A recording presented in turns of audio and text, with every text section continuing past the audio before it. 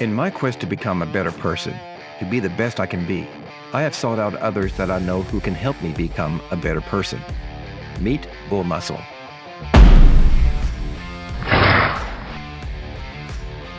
Howdy, my name is BullMuscle. What do I do? Well, I'm a Twitch fitness and health streamer. I do more than just fitness and health though. That's the bread and butter of my channel, but I talk about optimization.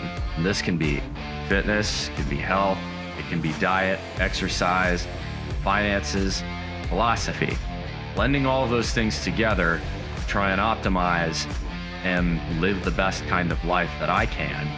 In doing so, both learn from and teach all of y'all so that we can collectively live our best lives that we can.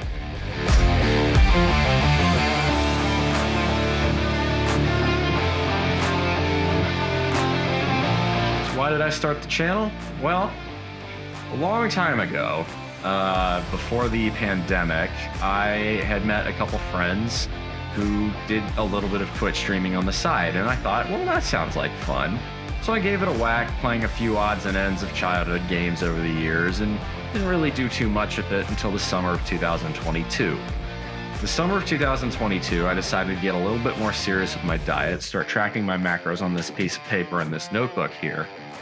And as a result, I started to notice good positive changes in my body composition, start noticing a lot more definition in my musculature, and I started noticing that more people were showing up to what I was doing. The lifting that I had been doing really since I'd been a teenager is very similar to what I've been running all these years. It's not high class, it's not super complicated, it's just basic and it works. But I'd started putting things together and I'd started motivating myself almost by the fact that, hey, a couple people are showing up and some people are starting to take my advice. And then something really happened as a breakthrough. I had a couple people who'd been floating around my channel every so often come back and say, you gave me this advice about so-and-so topic, be it weightlifting or diet or even financial optimization or just even lifestyle advice. It really helped, and I've been able to incorporate those ideas, what you preach on your channel, into my day-to-day life. And it felt really good. It felt like I made a positive difference in someone's life, and that really motivates me to continue. So I started it just because it sounded like fun, but nowadays I continue to do it because, well, it is still fun, but it's also because I've helped positively impact people's lives, and it just makes me feel good to do that. It's rewarding, intrinsically so.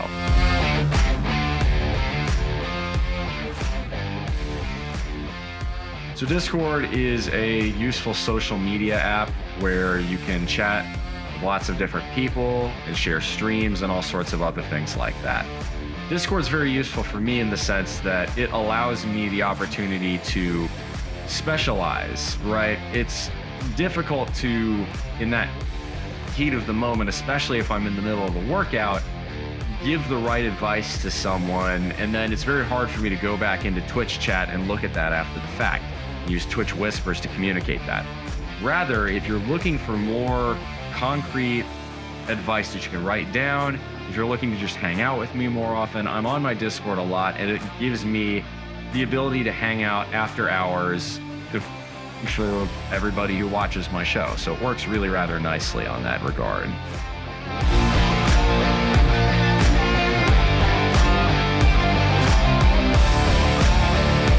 Do I have any collaborations planned? Not at the moment, but I'm very open to doing so. And this can be really anything. It can be lifting, it can be gaming, it can be, cooking together, just hanging out.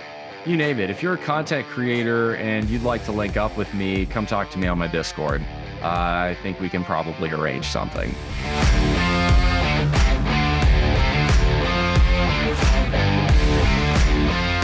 So why do I work out? Why bother? It's a lot of pain and soreness and hard work. Well, anything worth doing is worth struggling for. Choose not to do hard things because they're easy. We choose them because they're hard. Why go to the moon? But for me personally, I don't work out because I want to. I work out because I need to. Lifting weights for me is a stress relief. I work in an engineering job. An engineering job is going to come with some mental stresses. It's a high mental effort job. We are built from the days of hunter-gatherers to have high physical effort as well as high mental stress. We're built to do both. But what happens is in modern society, we've removed a lot of the physical stresses in almost all jobs. And as a result, our bodies rot in cubicles as our minds are taxed heavier and heavier and heavier. What this means is all too often in our later years, we suffer adverse and completely avoidable health effects. One thing that really opened my eyes on this was, as a child, I was born in a military family. We were stationed at Kadena Air Force Base in Okinawa. It's a tiny island in the southern Pacific off the Ryukyu Island chain south of Japan. Okinawa is famous for the number of centenarians, that is, people who live beyond the age of 100 there. And some people say it's genetic, and that's as may be. But I noticed something. Many of these people, well into their 90s and even beyond age 100, credited their lifestyle to eating mostly fish, rice, and vegetables, having healthy social circles, most importantly, getting up and moving. These were people who would, every day, a lot of them would get up at 5, 6 in the morning, get their stuff on, walk down to their nice, happy fishing spot, and fish a large chunk of the day. And then, once they'd caught enough, they'd probably return home, prep it, or store it, and then go and hang out with friends. It's not a fancy life, but as it turns out, it's a very fulfilling one. And there's a lot we can learn from what's called blue zones. These are areas where people live very long. Okinawa is perhaps the most famous one, but those experiences pop out to me. I'm not genetically built to probably live to 100, but I want to maximize the quality of my life while I am still alive. And to me, doing that requires strength training because I like to be strong. It allows me to help people.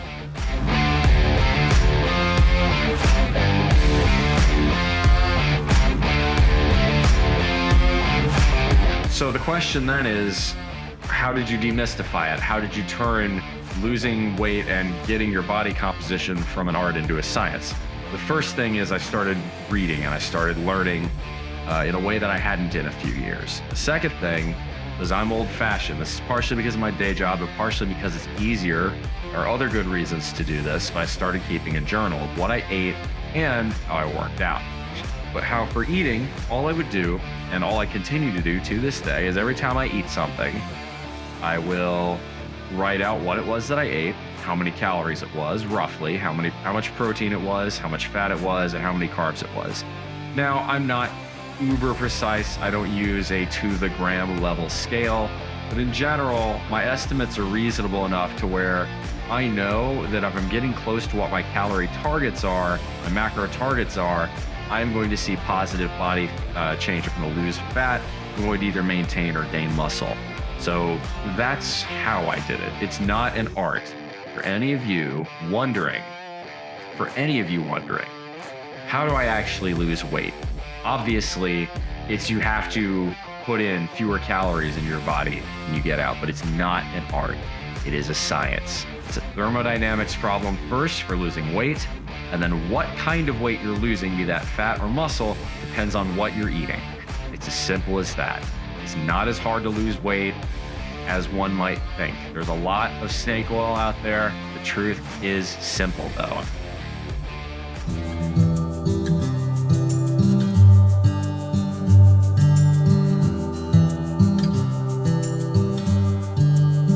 What are my philosophies? In general, the two philosophical schools of thought I prefer the most are Stoicism and Utilitarianism. There are benefits to be found in other philosophies, but I found these two work the best for myself. Stoicism preaches a lot, but can really be boiled down to a rather simple axiom. Do not worry about that which is outside of the locus of your control. If there are events that you can't control, that are ultimately not even all that important to your well-being, your physical health, the happiness and status of your other family members or other loved ones, take a step back and ask yourself, why am I so emotionally invested in something?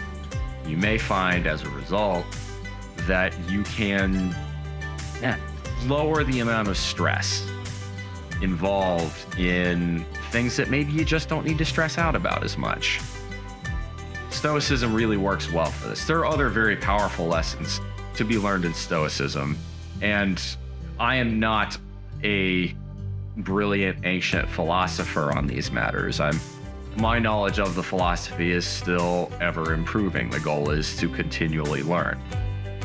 Second branch of philosophy I really like to use in my day-to-day life is utilitarianism. And this can be on a thought level, that is taking knowledge from one field and using it in another field, or perhaps more practically speaking, being practical. This is reusing things, trying to find things perhaps secondhand instead of immediately going out and buying the brand new thing. A famous quote from one of my favorite authors is, "Spending money on a product represents a failure to find more creative means to solve your problem." Moreover, on that point, utilitarianism has lots of other basic practical day-to-day uses that get overlooked in the modern world because consuming as an answer to solve problems has just become so easy. Utilitarianism helps fight as a bulwark against that, which allows me to get closer to financial freedom.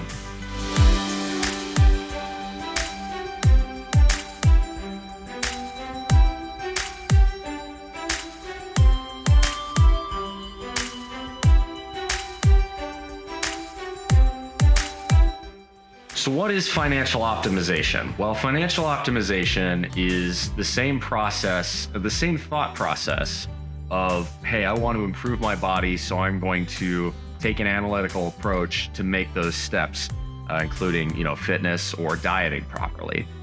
Financially, you can do much the same thing. I make this much, I spend this much. Where does it lead you? Well, on my channel, we talk primarily about financial independence or retiring early, which is that is the total definition, that is the actual wording for the FIRE movement. The FIRE movement has popped up a lot in the 2010s. It's got its origins as far back as the 1990s, but in general, as it applies to my channel, I like focusing a lot more on the financial independence side. It's not so much about the idea that I could retire early, although I certainly could, but it's much more about the idea that you should take control of your finances to such a way that you earn your freedom, that you needn't, unless you wish to, work for 50 years of your life, 40 hours a week, 50 weeks a year, with no breaks to ever stop and figure out what it is you were put on this world to actually do.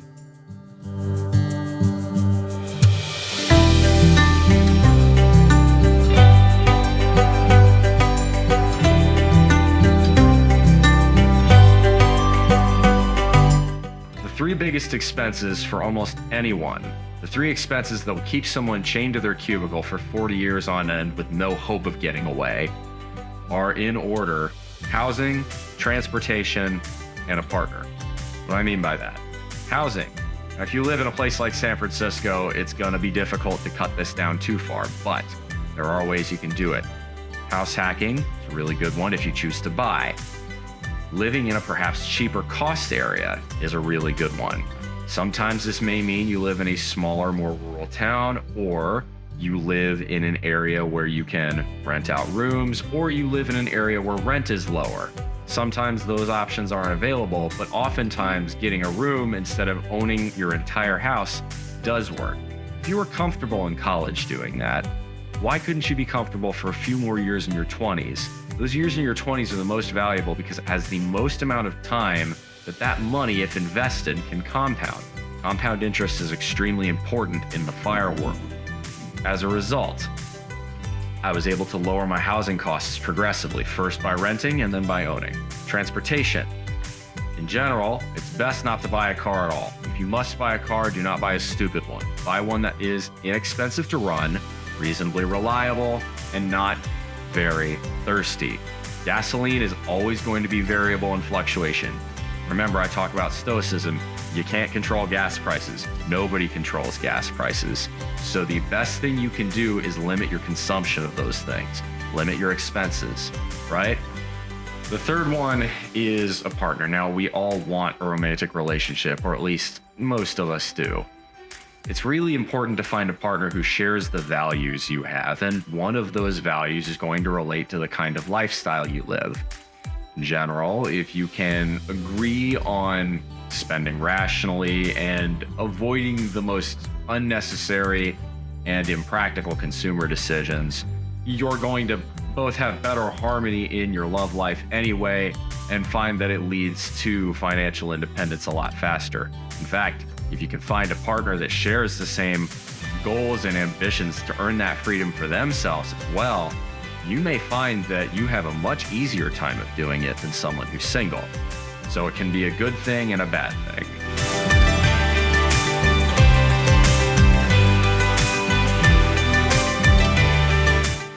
How am I going to achieve financial independence at a young age? Well, the way this really started out was as far back as high school.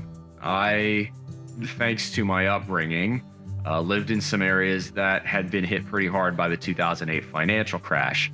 As a result, I knew that if I was going to spend 4 years of prime working career age in college, I knew I had to pick some sort of degree that had high likelihood of getting a decent salary, a high likelihood of avoiding the unemployment line.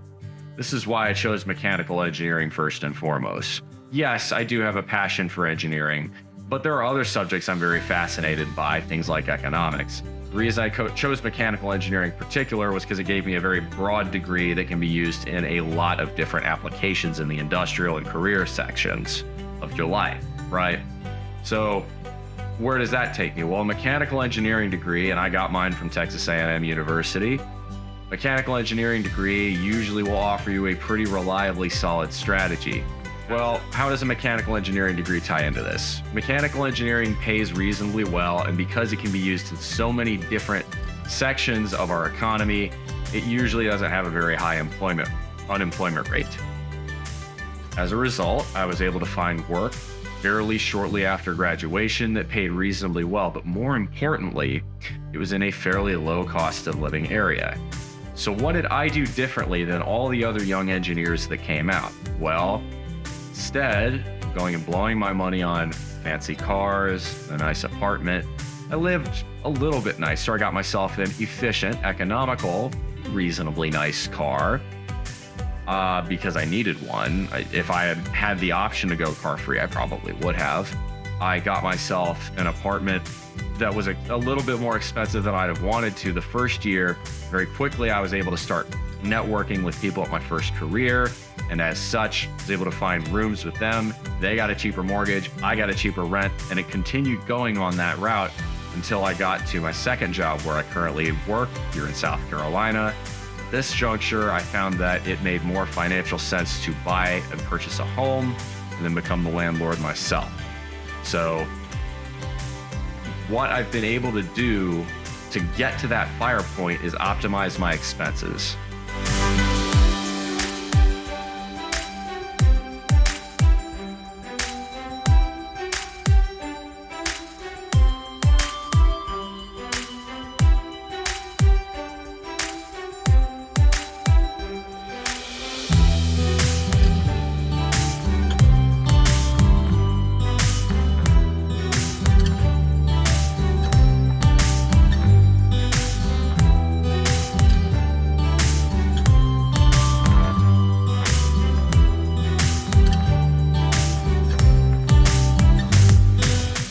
When did I start getting serious about financial independence and retiring early?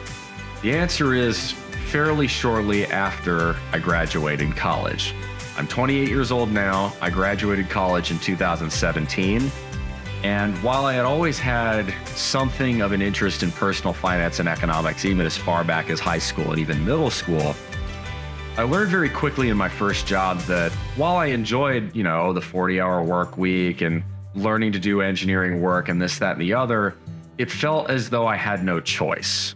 I didn't hate my job per se, but I had no power. I had no agency. I had no freedom. And that freedom spoke to me. I've always been a car guy. I'm a mechanical engineer, and I think of cars often as beautiful, beautiful objects. I can sit very happily and look at an imported Alfa Romeo or a Chevy, a really nice Corvette or a Camaro or something like that all day long and appreciate it both as a performance vehicle and also as a thing of beauty. However, material items like that ultimately restrict you from gaining true freedom. That true freedom being, I can choose to work on my own terms, however many hours I wish to work.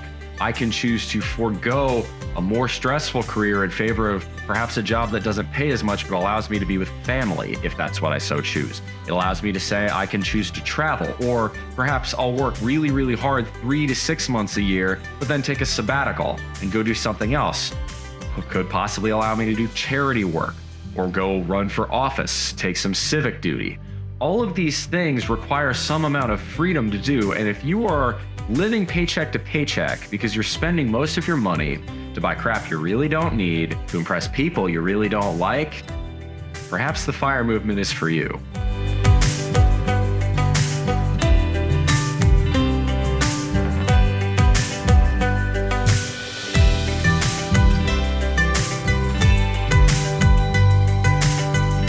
Am I single? Yeah, I am. I get kept pretty busy by my line of work, and living out the sticks means, yeah, I am single. Final advice to the audience tonight is to develop a love of learning. Doesn't really matter what it is you're learning about, but in today's age of virtually limitless information, be that from the internet or through, frankly, even just your local library, which is such an underrated tool, especially if you live anywhere in the United States, rural or urban, there is a way to get information for either free or very, very close to free on virtually any topic that you're interested in. Doesn't have to be living exactly the way I do, but find what your passions are and pursue those, or at least, if not your passions, your interests. Continue to learn. Better still, if you read to learn. Reading, develop a love of reading in particular, and that will take you very far. Read some more, educate yourself, learn to the best you can, and accept that you're never going to know anything. And the more you learn, the less you find out you really know. But that makes the journey that much more fun. Embrace the journey. The journey will become the destination, and you'll find that you enjoy it all the more because of it. Thank you and good night.